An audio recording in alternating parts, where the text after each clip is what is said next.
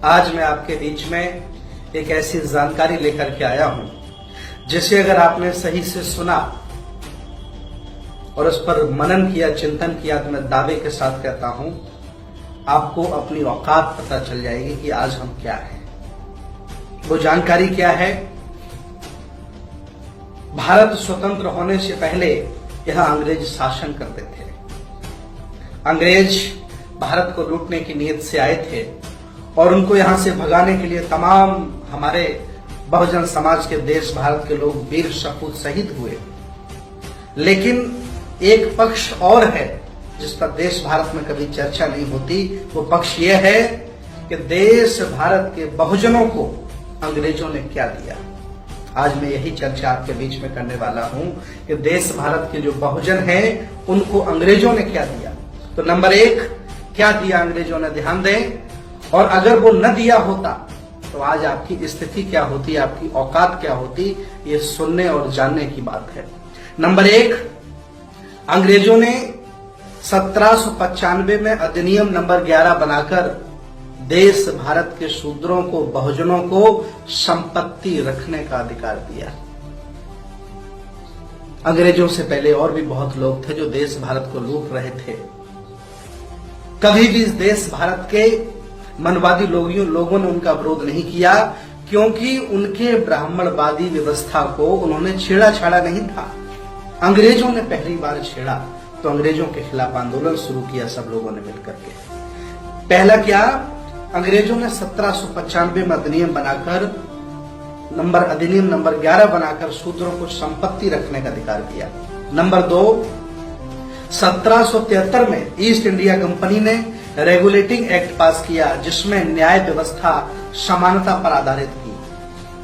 16 मई 1975 को इसी कानून द्वारा बंगाल के एक सामंती ब्राह्मण नंद कुमार देव को फांसी हुई। इससे पहले ब्राह्मण अवैध था, कुछ भी करे उसको कोई सजा नहीं थी।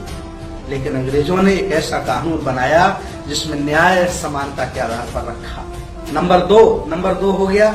नंबर 3, 1804 में अधिनियम नंबर 3 बनाकर कन्या हत्या पर रोक लगाई।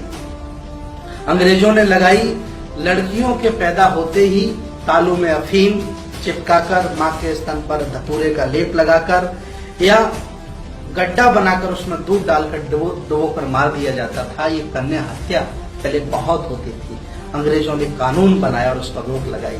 नंबर 4, 1813 में ब्रिटिश सरकार ने कानून बनाकर शिक्षा ग्रहण करने का सभी जाति व धर्मों के लोगों को अधिकार दिया। कितनी बड़ी बात है, सभी जाति और धर्मों के लोगों को शिक्षा ग्रहण करने का एक कानून बनाया, नियम बना दिया। नंबर 5, 1813 में दास प्रथा का अंत का कानून भी अंग्रेजों ने बनाया।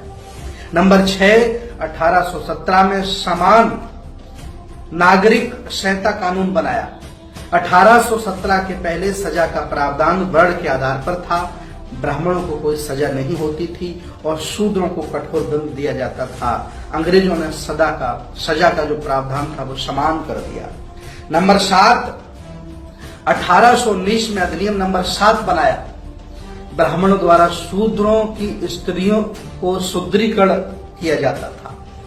शुद्धिकरण कैसा था बताइए? आज अगर ऐसा हो तो क्या लोग सोचेंगे, क्या दुनिया हमारी रह जाएगी? वो शुद्धिकरण सुन लीजिए। शूद्रों की शादी होने पर दुल्हन को अपने यानी दूल्हे के घर न जाकर कम से कम 3 दिन 3 रात ब्राह्मणों के घर पर शारीरिक सेवा देनी पड़ती थी।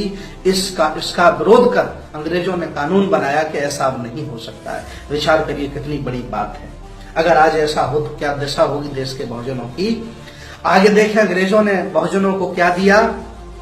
नंबर 8, 1830 में नरबली प्रथा पर रोक लगाई।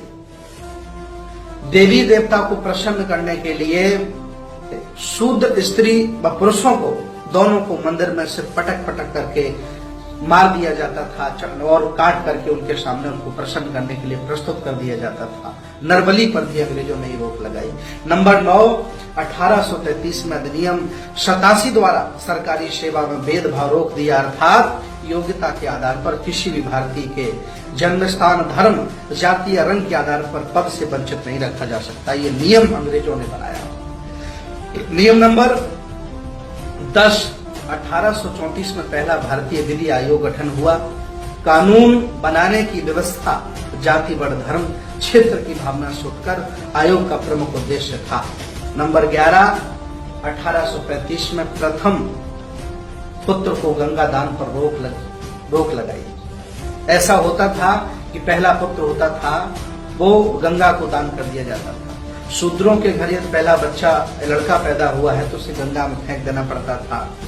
पहला पुत्र क्योंकि हष्ट-पुष्ट होता था, स्वस्थ होता था, तो उसे फेंकवा देते थे ताकि वो ब्राह्मणों से कभी लड़ न पाए, और गंगा के दान में गंगा में दान करवा देते थे। इस प्रथा का भी अंग्रेजों ने रोक लगाई। आगे नंबर ध्यान दें, 12 नंबर है 7 मार्च 1835 को लॉर्ड मैकाले ने शिक्षा नीति राज्य विषय कानून बनाया। उच्च शिक्षा को अंग्रेजी माध्यम से बनाया।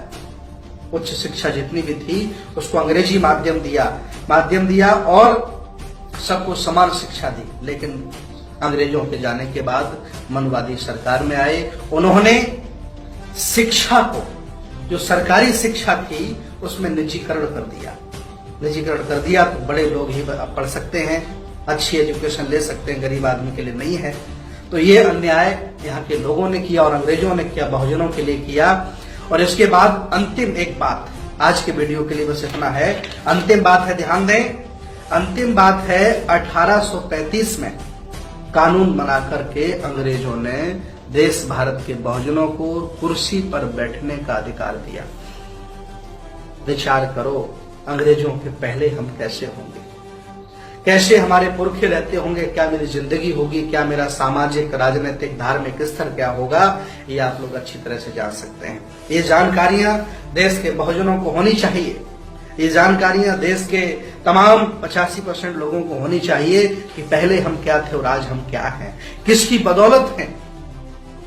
जिन्होंने छोटा सा शासन किया वो इतना दे गए, और 70 साल से जो शासन कर रहे हैं वो हमसे क्या ले रहे हैं, क्या दे रहे हैं। ये चिंतन का विषय है। मैं अगले वीडियो में फिर आता हूं। तब तक के लिए नमो बुद्धाय, जय भीम।